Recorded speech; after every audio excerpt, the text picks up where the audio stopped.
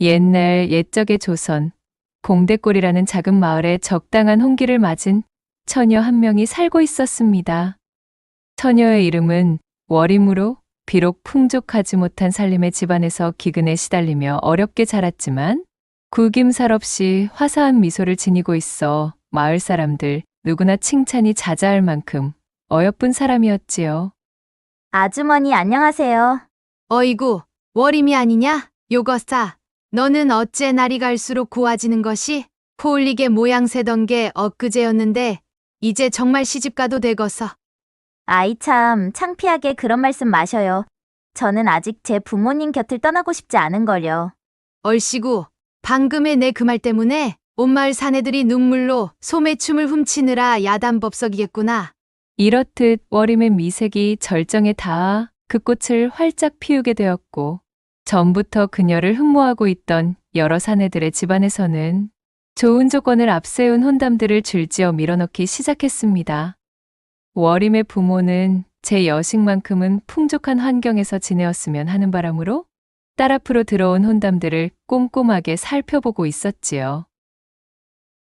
이처럼 봉대골을 대표하는 미인 월임을 제 마음에 품고 혼담을 넣은 사내들 중에서는 품행이 바르고 행실이 모범적인 사내들이 대다수였지만 한편으로는 어딘가 뒤가 구린 사내도 있기 마련이었습니다. 그중 가장 악질인 사내가 있었으니 관군들의 대대적인 토벌을 피해 산중에서 도망쳐 나온 도적 출신의 양수가 그 주인공이었지요. 그는 산에서 도망 나와 신분이 들킬 것을 우려해 여기저기 떠돌던 중이었습니다. 어느 날 붕대골까지 흘러든 양수가 고을에서 얼마 떨어지지 않은 산중에 버려진 작은 암자를 발견하였어요. 암자가 꽤 오래 방치되었다는 것을 알아차린 양수는 그 즉시 꾀를 내었습니다. 절간에 버려진 낡은 승복을 주워 입고는 제 머리를 밀어 승려로 위장하였지요. 그리하여 탁발승 노릇을 하며 고을로 내려와 시주를 받아 생활하고 있던 터였습니다. 여느 때와 마찬가지로 양수가 승복을 뒤집어 쓰고 시주를 받으며 봉대골 여기저기를 돌아다니던 중 우연히 월임의 집에 방문하였다가 월임을 처음 보고는 그만 첫눈에 반해버렸던 것이었습니다. 어머, 스님. 뒷산 폐암자에 새로운 스님께서 기거하신다 들었는데 그것이 스님의 이야기셨군요. 만나 뵙게 되어 반갑습니다, 스님. 양수를 발견한 월임이 합장하며 반갑게 그를 맞이했습니다. 입을 벌리고 월임을 바라보고 있던 양수가 당황하여 그제야 탁발승 흉내를 내었지요. 나 나무아미타불. 그러니까 그것이 예 맞습니다. 제가 바로 봉대골에 새롭게 불도를 전하고자 당도한 승려이지요. 소승에게 자비를 베푸시어 시주 좀 부탁드리려만. 얼빠진 얼굴로 월임을 바라보다 아차 싶었던 양수가 헛기침을 하고는 합장을 하며 말했지요. 월임은 아무런 의심 없이 양수를 탁발승으로 오인하였고 집안에서 먹을 만한 것을 조금 가지고 나왔습니다. 이거 시죽거리가 변변찮아. 면목이 없습니다, 스님. 그리 형편이 넉넉한 집안이 아니라서요. 아니요. 무슨 그러한 말씀을. 부처님께 자비를 보이는 일에 경중이 어디 있겠습니까? 그럼 감사히 받겠습니다. 월임은 양수를 향해 밝게 웃어 보이며 꾸벅 인사를 하였고 양수는 월임이 내민 먹거리를 시주 주머니에 담으며 그녀의 환한 미소에 넋을 잃고 말았습니다. 월임의 집을 나와 먼 골목으로 접어들자 양수는 마치 초연에 빠진 사춘기의 소년이 된 기분이 되어 콩닥거리는 심장을 부여잡고는 중얼거렸지요. 이거야 원. 산전수전 다겪으며 수라장을 헤쳐온 내가 겨우 계집 하나에 이리도 정신을 놓는 경우가 생기다니 세상 참 오래 살고 볼 일이로구만. 그나저나 그 미모가 상당히 훌륭하던데 어떻게 방법이 없으려나? 재버릇해 못 준 도적 출신의 양수가 온갖 망나니스러운 생각들로 머리를 가득 채워보았지만 지금의 가짜 탁발승 처지로는 월임에게 무엇을 해볼 방도가 없었습니다. 양수는 입맛을 쩝 다시며 월임의 집을 돌아보았습니다. 저만치서 집으로 들어가는 그녀의 뒷모습을 눈에 담은 후 떨어지지 않는 발걸음을 옮겼지요.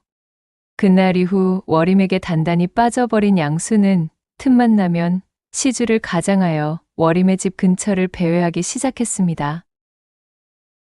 어느 날 양수가 다른 집에서 시주로 받은 인절미를 들고 워림의 집 앞으로 찾아왔습니다. 워림에게 맛있는 인절미를 나눠줄 생각으로 잔뜩 들떠 보였지요.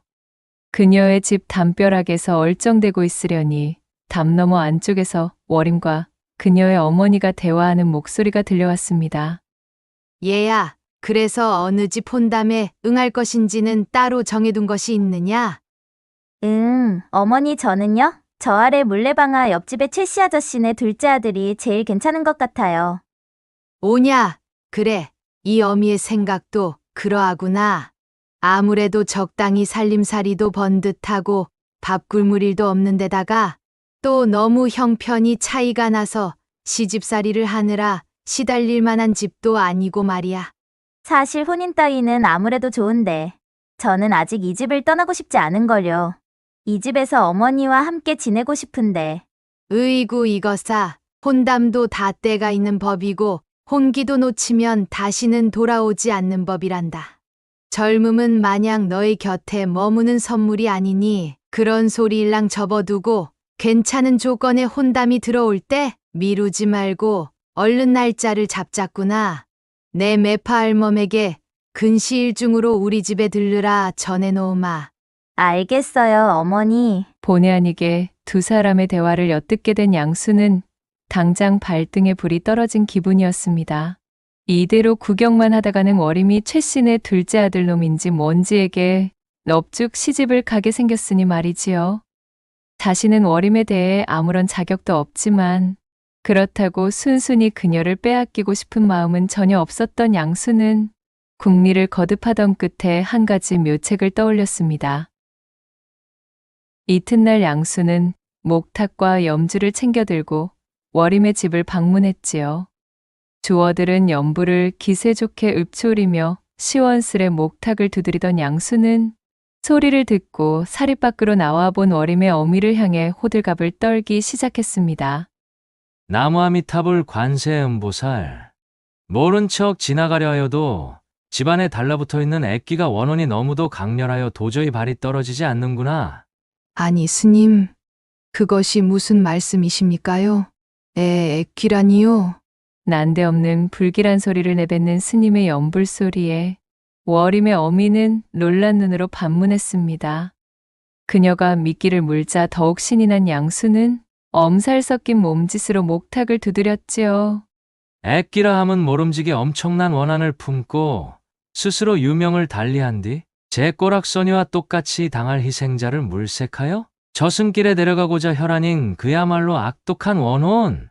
보살님의 집터에 그 지독한 액기가 달라붙어 있구려.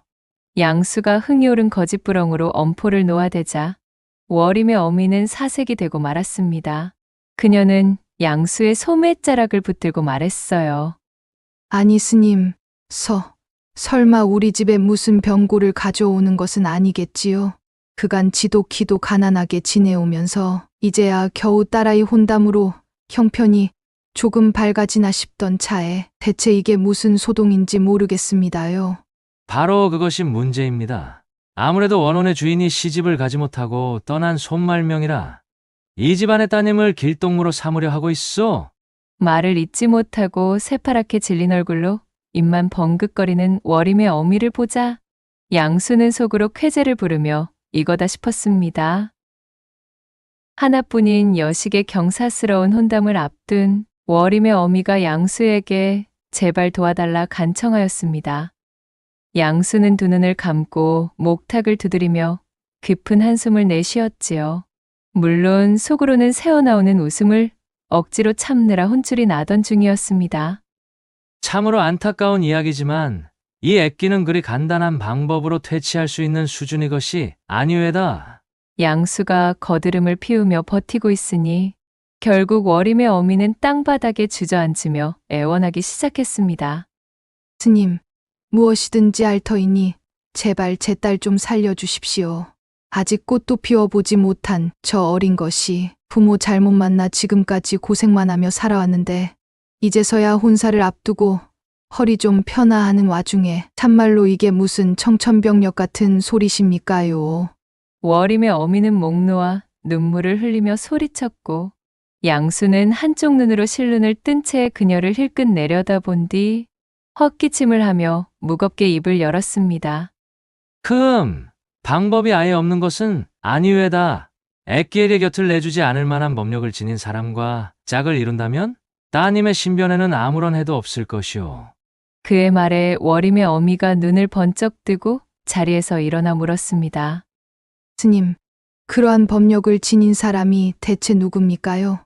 어지간한 범인이 그런 신통력을 지닐 리가 없지 않습니까? 물론 그러합니다. 예컨대 저같이 오랜 기간 수행을 쌓은 숙녀 정도가 그런 능력을 가지고 있다 할 수 있지요? 네. 아니, 스님, 혹시 그렇다면 예, 맞습니다. 따님을 제게 내어주셔서 혼사를 치르게 되면 이번 애끼는 어떻게 막아볼 수 있을 듯도 합니다만 허나 스님, 출가하신 분이 어찌 혼인을 하실 수가? 워림의 어미가 살며시 의심의 눈초리를 보내자 양수는 버럭 기세를 높여 대꾸하였습니다. 물론 실제로 혼인을 하는 것은 아니지요. 그저 혼인의식을 가장하여 원혼의 눈을 속이며 또한 그것을 징표 삼아 애끼의 접근을 막자는 것입니다.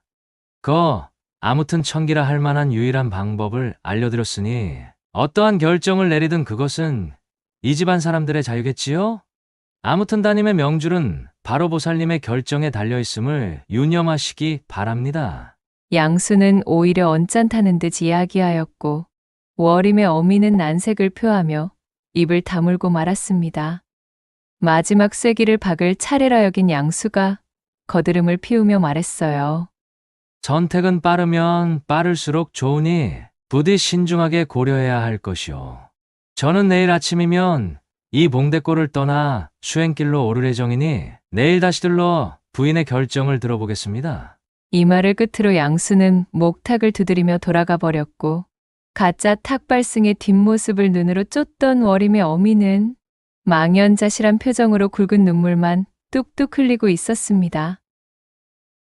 그날 밤 워림의 어미는 제 딸의 목숨을 구하는 일이라는 생각에 결국 마음을 정했습니다. 사정을 전해들은 워림 역시 의연한 모습을 보이려 애썼지만 벅차오르는 슬픔까지는 차마 감출 수 없었지요. 탁발승에게 시집을 가야만 하는 이 운명의 장난 같은 현실에 한숨이 나왔습니다. 어머니, 너무 슬퍼하지는 마셔요. 제 팔자에 정해진 운명이 그러하다면 어쩔 수 없이 따라야지요. 저는 괜찮을 거예요. 자신의 어미가 슬퍼할 것을 염려해 아무렇지 않은 척하는 딸의 마음을 알기에 워림의 어미는 붉어지는 눈시울을 감추지 못했습니다. 그렇게 야속한 시간이 훌쩍 흘러 다음 날이 되었고 양수가 등에 뚜껑이 달린 커다란 망태를 짊어지고 워림의 집에 나타났지요. 길을 떠날 채비를 끝낸 워림이 제 부모와 마지막 인사를 나누고 있었습니다. 자신의 계략대로 일이 풀린 것을 확인한 양수는 입이 귀에 걸리는 것을 참기 위해 많은 노력을 기울여야 했어요. 그래, 마음은 정하셨는지요? 애써 침착한 모습으로 양수가 운을 떼자 슬픈 얼굴로 딸을 살펴보고 있던 워림의 어미가 모든 것을 체념한투로 말했습니다. 예, 스님. 변고를 피하기 위해서는 정령 이 방법밖에는 없질 않겠습니까? 부디 제 여식을 잘 부탁드리겠습니다, 스님. 나무아미타불 관세음보살, 그 점은 걱정하지 마시지요. 저 역시 함부로 천기를 누설하여 하늘의 뜻을 거스른 몸, 이미 워림낭자와 저는 운명의 한 배를 탄 것과 마찬가지입니다. 애끼에 대한 걱정은 하지 않으셔도 좋습니다. 저와 함께 멀리 떠난다면 애끼도 더 이상 따님께 달라붙는 일은 없을 테지요. 스님, 앞으로 모쪼록 잘 부탁드리겠습니다. 워림까지 앞으로 나서 자신을 향해 고개를 숙이자 양수는 이미 천하를 얻은 듯 심취하여 기세가 올랐습니다. 자, 워림낭자, 고을을 떠나 애끼의 영향이 닿지 않는 곳에 당도할 때까지는 조금 불편하시겠지만 이 망태 안에 계셔야 하겠습니다. 이는 당연히 양수의 거짓말로 눈에 띄는 미인인 워림을 데리고 봉대골을 빠져나가다가는 고을 사람들의 쓸데없는 이목을 끌어 제 계략이 들통날 것을 우려했기에 고민 끝에 이런 술책을 쓰게 된 것입니다. 워림은 난처한 얼굴로 잠시 고민하다 이내 양수의 제안대로 망태 속으로 들어갔고 양수는 망태의 뚜껑을 닫아 외부에서 워림이 보이지 않도록 조치했습니다. 그는 마지막으로 워림의 부모와 인사를 나눈 뒤 두 다리에 잔뜩 힘을 실어 워림이 들어있는 망태를 등에 메고 발걸음도 가볍게 걸음을 옮겼습니다. 자신도 모르게 콧노래를 흥얼거릴 뻔한 것을 겨우 참아 그는 워림네 집이 시야에서 사라질 때까지 축지법이라도 깨우친 승려 마냥 부지런히 걷고 또 걸었습니다. 얼마나 시간이 지났을까요? 건넌마을 나루터에 당도하기 위해 가장 빠른 산길에 들어선 양수는 망태의 무게도 잊은 채 머릿속에서 온갖 상상의 나래를 펴고 있었습니다. 한때는 자신의 산채의 관군들이 들이닥쳐 모든 것이 끝나버릴 뻔한 도적놈이었으나 지금은 고을에서 가장 빼어난 미인을 제 아내로 삼아 아무도 모르는 먼 곳으로 도망쳐 살림을 차릴 예정인 새 신랑이 되었으니 그는 어깨춤이 절로 나오는 것이었습니다. 자고로 사람은 이 머리를 잘 써야 몸이 편하다. 이 말씀이지? 만약 내가 신분 좋은 집구석에서 태어났으면 이거 분명 영의정까지 해먹었을 제목인데 말이야. 양수는 속으로 이러한 생각까지 하며 쾌재를 부르고 있었지요. 바로 그때였습니다. 산세가 조금 깊어진다 싶던 찰나 수풀이 우거진 곳이 요란하게 흔들리며 소란스럽다 싶더니 잿빛의 늑대들이 고개를 내밀며 튀어나오는 것이었지요. 아니 늑대? 이곳에 늑대의 서식지가 있었단 말인가? 양수는 깜짝 놀라 주춤거리며 뒷걸음질 쳤습니다. 어딘가 쫓기는 듯 보이는 늑대들은 눈앞에 양수를 향해 번뜩이는 송곳니를 드러내며 으르렁대고 있었지요.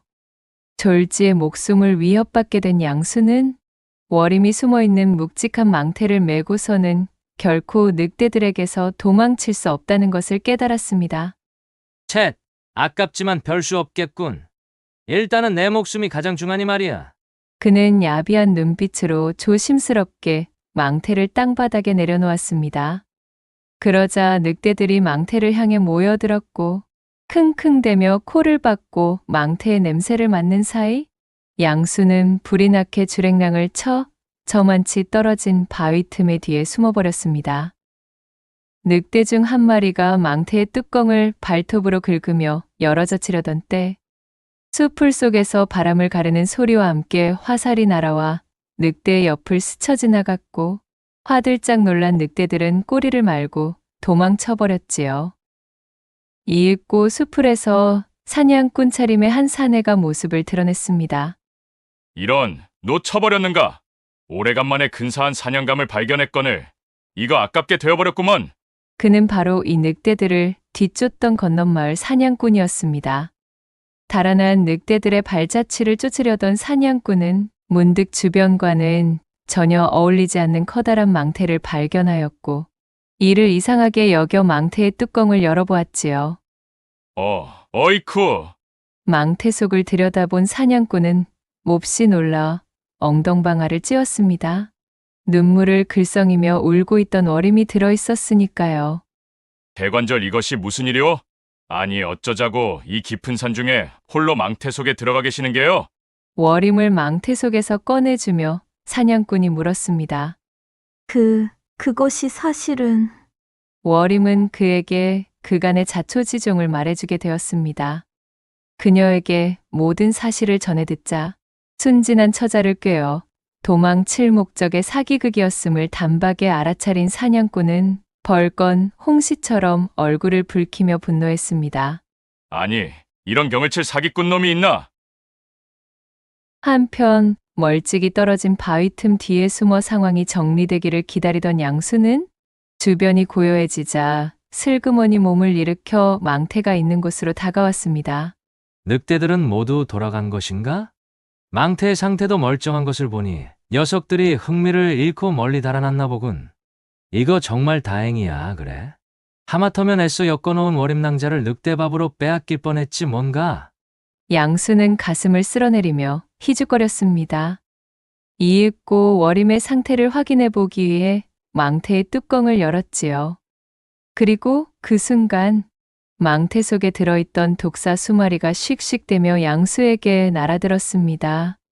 상상치도 못한 독사들의 습격에 혼비백산한 양수는 멱다는 비명을 지르며 나자빠졌고 잔뜩 독이 오른 독사들은 양수의 팔과 다리, 입술 등 닥치는 대로 물고 늘어져 버렸습니다.